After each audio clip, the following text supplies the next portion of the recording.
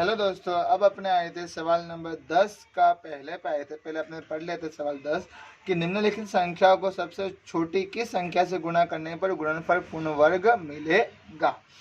तो अपने सबसे पहला सवाल करते हैं। इसमें दिया अपने को कितना 450। जीरो है तो जीरो कौन सी सम संख्या है, तो 450 को मैं 2 से भाग दे सकता हूँ। जब 450 को मैंने 2 से भाग दिया तो इसका आएगा कितना 225। अब ये 5 है, ये विषम संख्या है तो ये 3 से भाग जाएगा। तो जब मैंने 225 को 3 से भाग दिया तो कितना आएगा 75।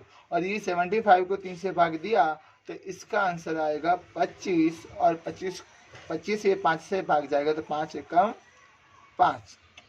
अब देखो यहाँ पे 3 की जोड़ी बन रही है, ये 5 की जोड़ी बन रही है। तो यहाँ पे बाकी रहा क्या 5, यानी कि 450 को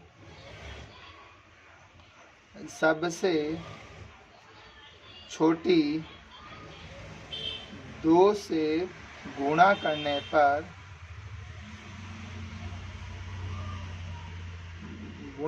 पर पूर्ण वर्ग मिलेगा।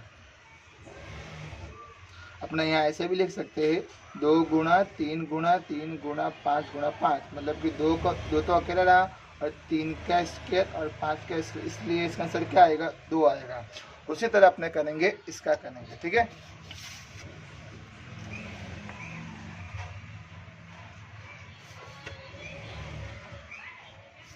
चलो अब 1 3 2 3, यहाँ पे 3 ये विषम संख्या, मतलब कि ये 3 से भाग जाएगा। तो जब इसको मैंने 3 से भाग दिया तो इसका आंसर आएगा 441। और 441 को 3 से भाग देंगे तो आएगा इसका 147। और 147 को 3 से भाग देंगे तो इसका आंसर आएगा कितना 49।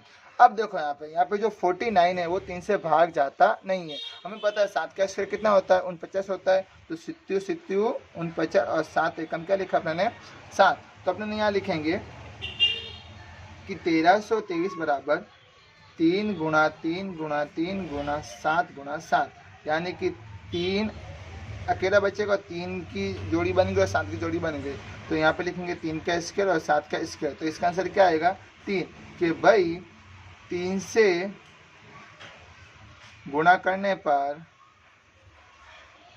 वह पूर्ण वर्ग संख्या बन जाएंगे। ओके, यानी मिलेगा पूर्ण वर्ग संख्या मिलेगा, ठीक है।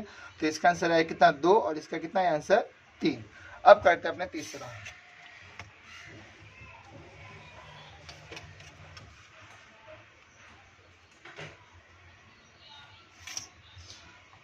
वन 573। तो यहाँ पे जो 3 है वो विषम संख्या है, मतलब कि ये 3 से भाग जाएगा, लेकिन जब इसको 3 से भाग जाएंगे तो जाएगा नहीं। तो इसको हमें सीधा 11 से भाग देना पड़ेगा। और जब 11 से भाग देंगे तो इसका आएगा 143। और इसको अपने अगर 11 से भाग देंगे तो इसका आएगा कितना 13। और इसका आएगा 13 एकम 13।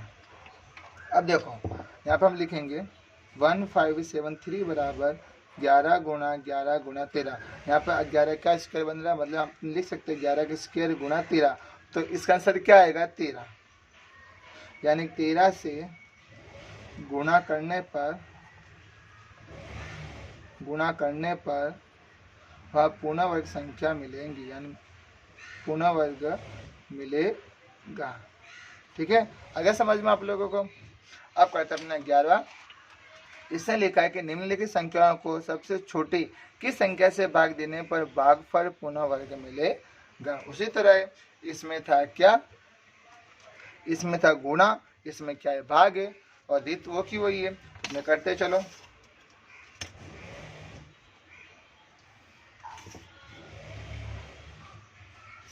तो 1575।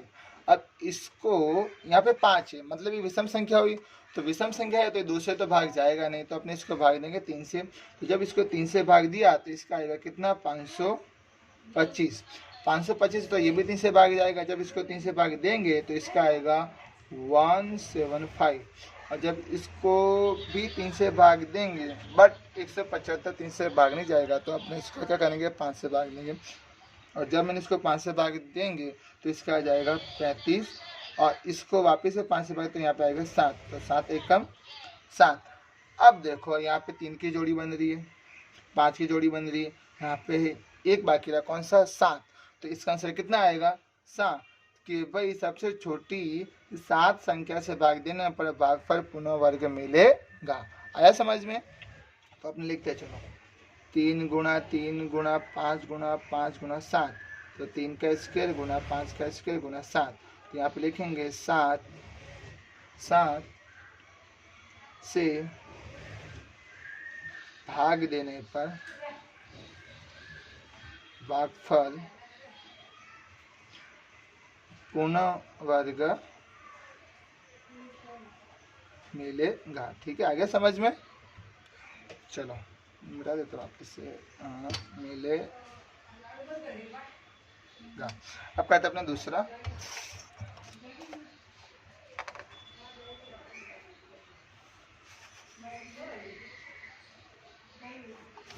अब देखो 882, इसको अपने 2 से भाग देंगे तो इसका आ जाएंगे 441, और इसको अपने 21 से भाग देंगे, नहीं हमें पता है कि 21 का स्क्वायर कितना होता है? 441, बट अपने इसको 21 से भाग नहीं देंगे, अपने इसको देंगे 3 से भाग देंगे। जब इसको मैं इसको 3 से भाग दूंगा तो इसका आएगा कितना? 147, और 147 भी 3 से भाग जाता है, तो ये 3 से भाग देंगे तो इसका आ जाएगा कितना? इसका आ जाएगा 49, और 49 से 7 का वर्ग है, तो मैं यहाँ पे लिखूँ 49 और 7 एकम 7। तो यहाँ पे 3 की जोड़ी बन रही है और 7 की जोड़ी बन रही है, तो अब क्या बाकी रहा? इसका 2, तो इसका आंसर कितना आया? 2। तो अपने इसको ऐसे भी लिख सकते हैं, और अगर आंसर चाहो तो आंसर भी लिख सकते हैं, लेकिन आप ऐसे लिखे तो ज़्यादा अच्छा रहेगा। तो क्या देखो 2 गुणा 3 गुणा 3 गुणा 7 गुणा 7, तो 2 गुणा 3 का स्क्वायर गुणा 7 का स्क्वायर। तो यहाँ पे क्या लिखेंगे हम कि 2 से भाग देने पर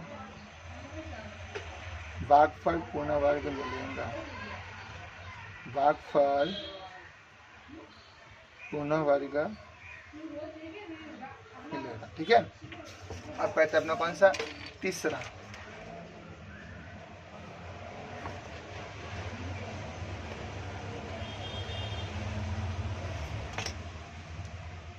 5445।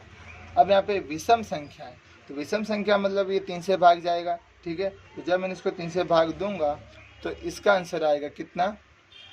1815। अभी भी विषम संख्या यानी 3 से भाग देंगे, तो 3 से भाग दे तो इसका आएगा कितना? 605। और इसी अब 605 है तो ये 3 से भाग नहीं जाएगा, तो अब अपने इसको देंगे भाग 5 से। तो जब मैंने इसको 5 से भाग दिया तो इसका आंसर आएगा 121, और 121 से 11 का स्क्वायर है, तो मैंने लिखा 11 एकम 11। ओके, आ गया समझ में? तो मैं लिखूँगा 5445 बराबर 3 गुणा 3 गुणा 5 गुणा 11 गुणा 11, यानी 3 का स्क्वायर गुणा 5 गुणा 11 का स्क्वायर। तो इसका आंसर कितना आएगा? 5, क्योंकि ये 5 की जोड़ी बनी नहीं है, 3 की जोड़ी बनी, 11 की जोड़ी बनी। तो अपने यहाँ पे लिखेंगे कि 5 से गुणा देने पर भागफल पूर्ण वर्ग मिलेगा। अगर समझ में आप लोगों को? ठीक है।